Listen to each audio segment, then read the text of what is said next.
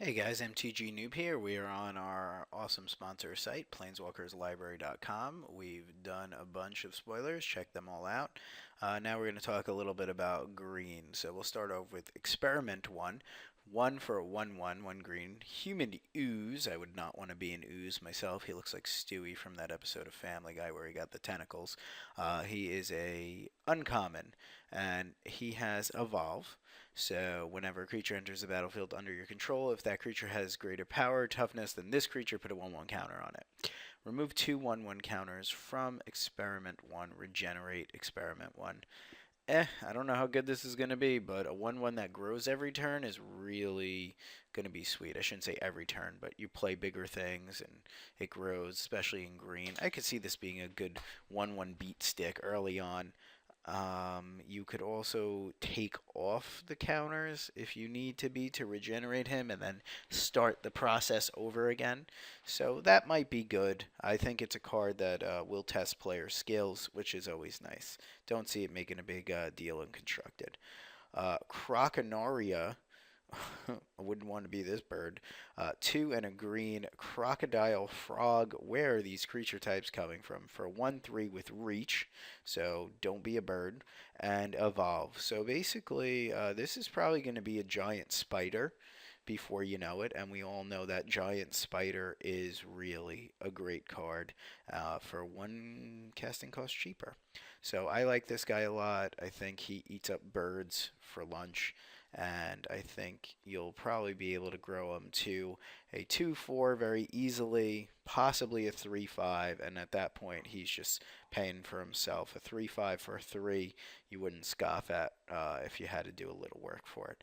Okay, now here comes a giant mythic. Giant, yeah, this is a word.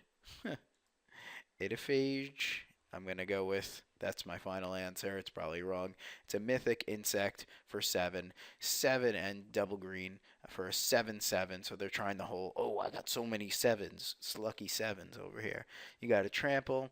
Whenever this deals combat damage to a player, which will usually happen because it's a 7/7 trample, put a token onto the battlefield that's a copy of this card. So more or less, you're going to be making many 7/7s with trample that are going to keep reproducing, but you should be winning if that happens. So, I guess it's okay. I think it's better in Commander and stuff like that.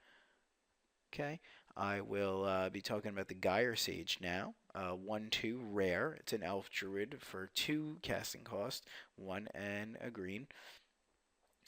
It has evolve and it taps for green for, or excuse me, tap, add green to your mana pool for each 1/1 counter on Gyre's Age. I don't know how good this is going to be. It doesn't count its power, it doesn't count its toughness.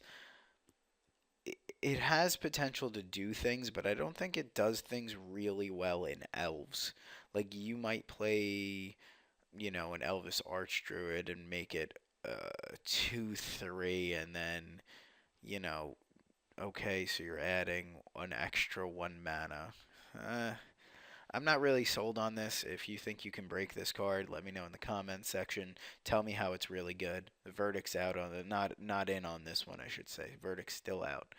Okay, that looks awkward. Let's put our heads together and make some light. It's like they're all having a genius idea at once. Serene Remembrance cost 1 for an uncommon sorcery. Shuffle this card and up to 3 target cards from a single graveyard into their owner's libraries. I'm not a big fan of cards that do that because they're usually played in decks that annoy me, but this is going to be a good card in multiple formats. It prevents you from being milled in games that you're going to play against Demir. Not completely, but the fact that it goes in, as long as it doesn't get milled, it allows you to manipulate your graveyard a little bit, and then from your graveyard you put in the cards you want from your library. So I could see this being played. Not a first pick by any means, but might be a good role player in the right deck. Okay, and then finally we have a Scrog Goliath. I wouldn't want to mess with that dude. Cost 8, which is very, very big. Um, 8, 6, and 2 green for a beast. That's a rare. and more or less he has trample for a 9/9. So you're getting a 9/9 trampler, which is really good, but you're not going to be playing it for that, I would think. I mean, unless it's a clear board, then you're going to be playing it for its Blood Rush ability, which more or less is a 7 casting cost. Discard this card and make your guy have +9/+9 and gains trample until end of turn. So, it's rare. I kind of don't like that, but I think it's going to be a bomb and a combat trick in one. Nothing wrong with that. I think if you're paying 8 for it, you're probably not going to win that game. I think if you're discarding it, people can't play around this card. They have to have removal at instant speed, and if you buff even a 3/3, you're hitting for 12. So I mean, fantastic in the Blood Rush design, in my opinion. All right, so definitely pop in planeswalkerslibrary.com. Check us out at theMTGnoob.com, and thanks for watching. I'll be bringing you your favorite next, multicolor. Yay! So many colors.